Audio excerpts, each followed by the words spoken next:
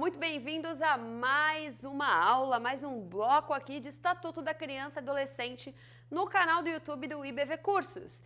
Você acredito que já tem assistido os nossos outros vídeos, mas segue aqui as minhas redes sociais e já aproveita, se inscreve aqui no nosso canal, ativa o sininho para poder aí receber todo o nosso conteúdo. Bom, nos primeiros blocos, nós nos destinamos aí a passar para vocês alguns aspectos mais relevantes para a sua prova, na parte que eu costumo brincar, que eu chamo da parte cível do Estatuto da Criança e do Adolescente.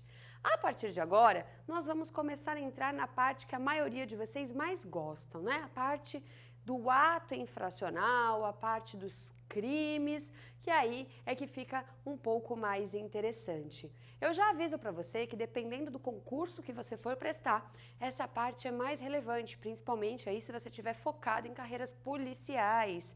Costuma cair bastante essa parte de ato infracional, apuração de ato infracional e também os crimes em que a criança e o adolescente serão as vítimas, certo? Mas vamos aí ao que interessa. Vamos seguir com o nosso material, né? A parte aí especial. Bom, primeiramente vamos falar um pouquinho de ato infracional. Como você já deve saber, a responsabilidade civil, né, a capacidade civil de uma pessoa começa aí a partir dos 18 anos, né? Com menos de 18 anos, vai ser catalogado ali como criança ou como adolescente. E como que funciona aí a responsabilidade criminal, a responsabilidade penal, também é aos 18 anos. Os menores de 18 anos, eles são considerados pela Constituição, pela legislação penal e também pelo Estatuto da Criança e do Adolescente como inimputáveis, certo? Então, são menores de 18 anos, são inimputáveis. Dentro disso, quando a gente vai analisar os dispositivos, é importante você saber que tanto está na Constituição como no ECA, no Estatuto da Criança e do Adolescente, mas o teor, o conteúdo é o mesmo, certo? E aí, o que seria, então, o ato infracional? O ato infracional, gente, nada mais é do que a conduta descrita como crime ou contravenção penal que é praticada por criança ou adolescente, tá? Ou seja, não existe, por exemplo, um código de ato infracional ou uma legislação extravagante que vai prever condutas aí de ato infracional. O que acontece? Nós utilizamos a mesma conduta descrita para os crimes. Então, homicídio, por exemplo, né? Artigo 121 do Código Penal, matar alguém. A conduta de matar alguém vai ensejar na possibilidade do Estado de aplicar uma pena que está descrita no Código Penal. Agora, se for uma criança ou um adolescente que matar alguém, retirar a vida de outrem aí, né, seja dolosamente ou culposamente, porque a gente tem o homicídio culposo, essa criança, esse adolescente, praticou crime? Não, ele não praticou crime. Nós falamos que ele praticou ato infracional análogo ao crime de homicídio. Só que neste caso, nós não vamos ter aplicação da pena prevista lá no Código Penal. Nesse caso, a gente utiliza medida socioeducativa ou medida protetiva, ok? E aí a gente já vai ver direitinho quando é criança, quando é adolescente, como que funciona. Então, quando a gente fala aí em ato infracional, o artigo 103 do Estatuto da Criança e do Adolescente conceitua, ele descreve o que é o ato infracional. Lembrando que pouco importa se é crime ou contravenção, mas vai ser considerado aí como ato infracional. O artigo 104, ele fala que aqueles que têm menos de 18 anos, os menores de 18 anos, são penalmente inimputáveis. Mas olha que interessante o parágrafo único. Para os efeitos da lei, vai ser considerada a data do agente, ou seja, a idade do agente, né, naquele momento da prática da conduta, ainda que em outro momento ocorra o resultado. Vamos supor que um adolescente de 17 anos hoje, desfere facadas em uma pessoa. Ele tinha, naquele momento das facadas, quantos anos, gente? 17 anos. A conduta dele foi praticada, a conduta executória de execução, né, da conduta criminosa ali, foi praticada com 17 anos. Aí a pessoa vai para o hospital, enfim, passa meia-noite. Depois da meia-noite, essa criatura já fez o quê? 18 anos. Tinha 17 no momento das facadas, mas depois da meia-noite ele completou 18 anos. Só que aí a vítima morre no hospital quando já tinha passado da meia-noite. E aí? Esse adolescente ou este maior já de 18 anos, que momento que a gente vai considerar? Ele vai responder por ato infracional análogo ao crime de homicídio, porque as facadas foram desferidas quando ele tinha 17 anos, ou ele vai responder pelo crime de homicídio, porque a morte aconteceu quando ele já havia completado 18 anos. E aí aqui o parágrafo único traz a resposta disso pra gente. Ele fala que deve ser considerada a idade do adolescente a data do fato. Qual é o fato? O momento em que o adolescente ou a criança, no caso, praticou a conduta. Então, nesse exemplo que eu trouxe para vocês, ele responderia por ato infracional, ainda que o resultado tenha sido atingido após ele completar aí 18 anos. Isso aqui é bastante importante você ter aí essa noção, certo? Então, também com relação ainda a datas, há uma coisa que se fala muito, que é com relação à prescrição, né? A prescrição é que faz o Estado ali perder o seu direito de punir por conta do decurso de um lapso temporal. Será que, no caso, a prática de um ato infracional também fica aí sobre a égide da possibilidade ou não de ocorrer a prescrição? E a gente tem uma súmula 338 do STJ, que fala que a prescrição penal vai ser aplicada às medidas socioeducativas. Então, sim, a gente aplica a prescrição para as medidas socioeducativas. Fique atento aí também com isso, tá? Principalmente se a sua prova também no seu edital, ele pede aí que você tenha um conteúdo da parte geral de direito penal, porque a prescrição, ela tá lá na parte geral do Código Penal brasileiro, tá? Na sequência, vamos lá. Próximo tópico, competência para processo e julgamento de atos infracionais. O que acontece? Quando nós temos a prática de um crime ou de uma contravenção, né? Ou seja, quando aquela pessoa já tem de 18 anos em diante, quando acontece uma conduta criminosa, quem é competente para o julgamento, processamento e julgamento daquele caso? Nós temos aí o juízo criminal, a vara criminal, tá? Ou no caso, por exemplo, de crime doloso contra a vida, nós teremos o júri, né, a vara do júri, e caso ocorra a pronúncia, nós teremos o tribunal do júri.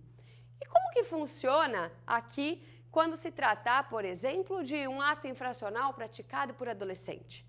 Quem é que vai ser o juízo competente? Vai ser o juízo criminal? Será que um adolescente, se pratica um crime doloso contra a vida, ele vai ser julgado pelo tribunal do júri? Não, gente. Aqui, quando acontece a prática de ato infracional, a ação socioeducativa, o procedimento de apuração de ato infracional, ele vai correr pela vara da infância, tá? Vara da infância e juventude, vara da infância e adolescência. Então, não vai correr o procedimento na vara criminal. É um juízo especializado para isso.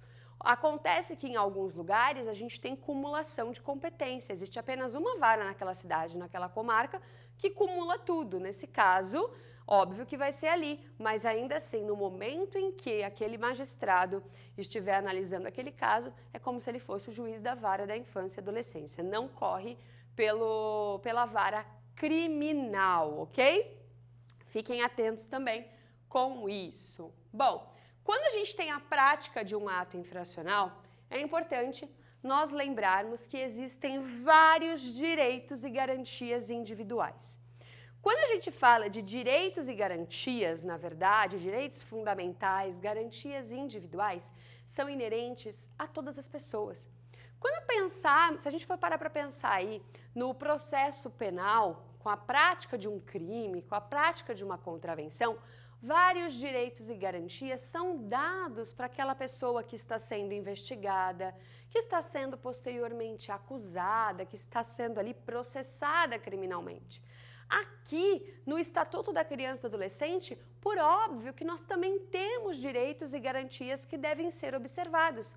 Mais do que nunca, nós não podemos nos esquecer de toda aquela parte introdutória que nós tivemos de ECA, a parte principiológica, doutrina da proteção integral, melhor interesse da criança e do adolescente. Então, isso tudo você vai trazer para cá.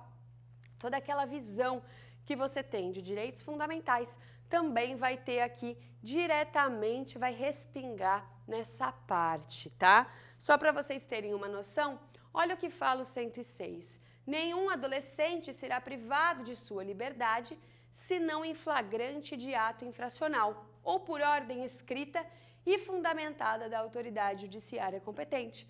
Aqui, prestem atenção, nós estamos falando de adolescente e de privação de liberdade. A liberdade é um dos maiores direitos que nós temos, certo? Inclusive, existem remédios, um remédio constitucional, o habeas corpus, né? Que vai poder resguardar esse nosso direito de ir e vir. Então, quando eu falo da retirada da liberdade, é uma exceção, porque o nosso direito é o quê? A nossa liberdade. Como exceção, nós temos a possibilidade da liberdade ser retirada. E lá no processo penal, quando se trata de pessoa já com capacidade penal aí, né, atingiu a maioridade, nós temos também essa situação. A pessoa, em regra, é livre. Ela só vai perder a sua liberdade no caso de flagrante delito, por ordem escrita e fundamentada da autoridade judiciária competente, ou seja, eu preciso ter ordem judicial e essa ordem judicial precisa estar pautada em um argumento, precisa o juiz motivar aquela decisão, ou ainda no caso de sentença penal condenatória transitada em julgado.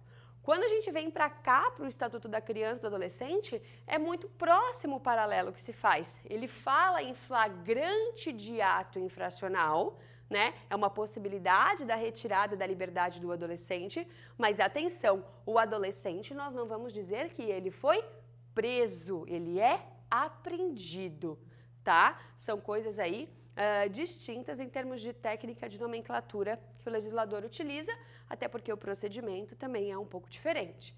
Outra coisa, ou por ordem escrita e fundamentada da autoridade judiciária competente. Perceba, é muito próximo. O que muda são alguns detalhes. Então, aqui o direito à liberdade também deve prevalecer. Na verdade, mais ainda do que nós temos no processo penal aí, relativo à prática de crimes e contravenções. Por quê? Estamos diante de um adolescente, pessoa em desenvolvimento, a regra é que ele vá para casa ali com sua família e a gente também já vai chegar nesse ponto já já, ok? Então, fiquem atentos nisso, não se esqueça, adolescente não vai ser preso em flagrante. Adolescente, ele vai ser apreendido em flagrante de ato infracional. E você já viu que o ato infracional é a conduta descrita como crime ou contravenção praticada por criança ou por adolescente. É interessante quando a gente fala da prática de ato infracional por criança ou por adolescente, que alguns alunos às vezes perguntam, mas professora, criança pratica ato infracional? Pratica, gente. O que acontece é que para a criança, não é aplicado medida socioeducativa. E aí, por isso que às vezes surge essa discussão se criança pratica ou não pratica. A conduta criminosa ali, que é descrita como ilícita, digamos assim, pode ser praticada por qualquer pessoa, gente. O problema são as consequências, os procedimentos que vão ser distintos. O procedimento utilizado para criança é diferente do procedimento utilizado para adolescente, na prática de ato infracional, que também é diferente do procedimento utilizado para nós aí, que já atingimos a nossa maioridade, no caso, praticarmos crime ou contravenção. Então, toma cuidado para não ter perigo de você fazer confusão e achar que adolescente aí é preso em flagrante. Não, ele não é preso, ele é apreendido, ok? Vamos lá. Seguindo, nós temos outros dispositivos que trazem direitos, garantias muito próximas também. Olha lá, gente, qualquer adolescente que tiver sido apreendido, ele precisa ali o quê? Que se comunique à autoridade judiciária. Quem é a autoridade judiciária, gente? A autoridade judiciária é o juiz, é o magistrado. Mas nesse caso é o juiz criminal? Não, o juiz da vara, né, da infância e adolescência. A família precisa ser avisada. Ou, caso não, tem também a possibilidade de ser pessoa por ele indicada. Por ele quem? O adolescente aí que for apreendido, certo? São direitos que ele tem, de que vá se comunicar à sua família, até porque a família, por regra, se busca que ela faça o quê? Que ela compareça, para que a gente possa aí, se for o caso, liberar esse adolescente para ir para casa, tá bom? Óbvio que isso não importa, vai continuar ali normalmente o procedimento, tá? Bom, quando a gente fala de procedimento de apuração, de prática de ato infracional aí por adolescente, nós vamos pensar em 3 fases: fase policial, fase ministerial e fase judicial. Então, o procedimento, ele vai ser dividido nessas 3 etapas. E cada etapa dessas vai ter ali as suas peculiaridades a serem analisadas. Quando a gente fala em fase judicial, é que de fato tem início a ação socioeducativa, só a partir daqui. Antes disso, são procedimentos ali de análise e tudo, né? E ainda temos a possibilidade de ter remissão na fase ministerial. A gente já vai ver sobre remissão. Somente se de fato for o caso de dar início na ação socioeducativa, aí o Ministério Público vai representar para de fato irmos adiante com aquele procedimento. Nós vamos ver cada uma dessas etapas nos aspectos mais relevantes aí para a sua prova, certo? Já vou avisar você que o material ele está bem completo, eu não vou passar por tudo que está aqui no material, nós vamos realmente pincelar aquelas coisas mais relevantes, mas você pode aí baixar o nosso conteúdo, utilizar o nosso material aí como roteiro de estudos, tem alguns gráficos, alguns esqueminhas para te auxiliar e facilitar um pouquinho você a gravar e entender a disciplina, certo? Vamos lá! A nossa fase policial, a autoridade que vai estar à frente desse procedimento é o delegado, tá?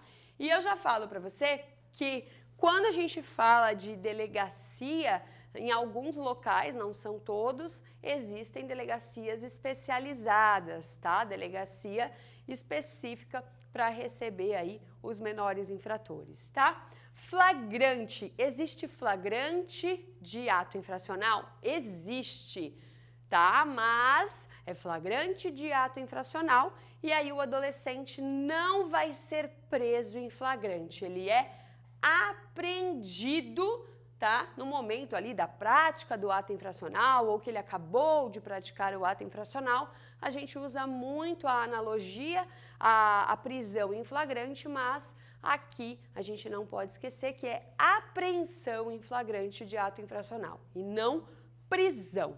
Então vamos supor que houve ali um flagrante de ato infracional e aquele adolescente foi apreendido. Para que a gente apreende o adolescente? Para fazer cessar ali aquela conduta, caso ela ainda esteja acontecendo, ou para poder levá-lo para a abertura e dar início aos procedimentos que precisam ser dados, avisar os familiares, os responsáveis. Não podemos nos esquecer que se trata de pessoa menor de 18 anos. Algum responsável há de ter, seja lá os pais, familiares, ou ainda o detentor da sua guarda, da sua tutela, enfim, há alguém que responde ali, né, como por aquele adolescente. Depois disso, o que acontece? Ele vai ser encaminhado para a autoridade policial competente. E como eu já falei para vocês, Em alguns locais, a gente vai ter essa delegacia especializada, então vai ser o delegado de polícia, tá? O parágrafo único fala justamente de repartição policial especializada. Só que o que acontece? É muito comum nós termos prática de condutas ilícitas em que as pessoas que estão envolvidas, alguns de fato são, por exemplo, adolescente e outros já são maiores de 18 anos, já atingiram a sua capacidade aí de responder pela conduta criminosa por crime. Se a gente estiver diante de uma situação dessa, vamos supor que eu tenho um adolescente e uma pessoa de 20 anos de idade. E aí, como que vai ser? Você vai mandar todo mundo para a delegacia comum, você vai mandar todo mundo para a delegacia especializada ou cada um vai para o seu canto? Primeiramente, a gente vai fazer o quê? Olha lá, ele fala, praticado em coautoria, vai prevalecer a atribuição da repartição especializada. Então, a princípio, você vai com o maior de idade para a delegacia especializada, faz o que precisa ser feito, né?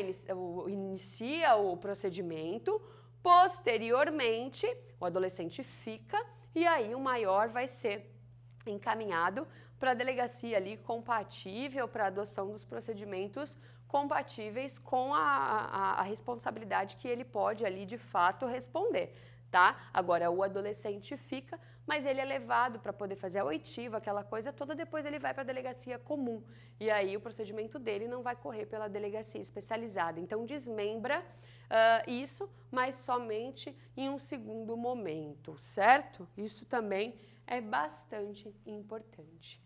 Olha o que acontece aqui. Ato infracional com violência ou grave ameaça à pessoa. Em caso de flagrante de ato infracional cometido mediante violência ou grave ameaça à pessoa, a autoridade policial, sem prejuízo do disposto nos artigos 106 e 107, deverá lavrar auto de apreensão, ouvidas as testemunhas e o adolescente. Olha lá, o adolescente aqui é o adolescente que praticou o ato infracional, certo? Apreender o produto e os instrumentos da infração e requisitar os exames ou perícias necessários à comprovação da materialidade e autoria da infração. Quando a gente fala, então, de flagrante de ato infracional em que teve violência ou grave ameaça à pessoa, existem condutas que não importam na utilização de violência ou grave ameaça, tá? Mas quando for o caso, vai ter lavratura de auto de apreensão.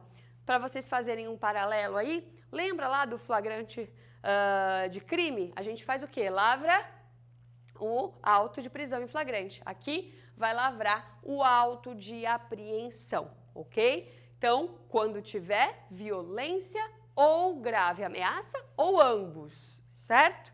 Então, esse é um primeiro aspecto que você deve ficar atento. Só que aí, gente, lembra que nós vimos que como garantia individual, o ECA coloca a necessidade de avisar ali os seus familiares ou pessoa por ele indicada, né, os responsáveis? Por quê? Porque é necessário que essas pessoas venham, olha lá, comparecendo qualquer dos pais ou responsável, o adolescente será prontamente liberado. Essa é a regra, que ele vai embora. Mas, comparecendo qualquer dos pais ou responsável. Como que você vai pegar, por exemplo, no meio da noite, não compareceu ninguém, o adolescente foi encontrado praticando o ato infracional e você vai falar, meu filho, vai embora para onde? Você vai abrir a porta da delegacia e colocar o adolescente na rua? Né? Não é o caso, é necessário que compareça aqueles ali que possuem responsabilidade sobre aquele adolescente. Só que não é assim. Ele vai fazer o quê? Termo de compromisso. Quem vai assinar esse termo de compromisso e responsabilidade? Os pais ou o responsável. De quê? De apresentar ali esse adolescente para o Ministério Público, para a gente dar início ali à segunda fase do procedimento, que é a fase ministerial.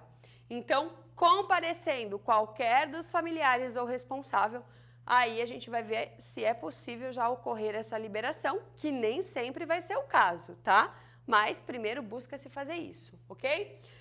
No mesmo dia, ou sendo impossível no primeiro dia útil imediato.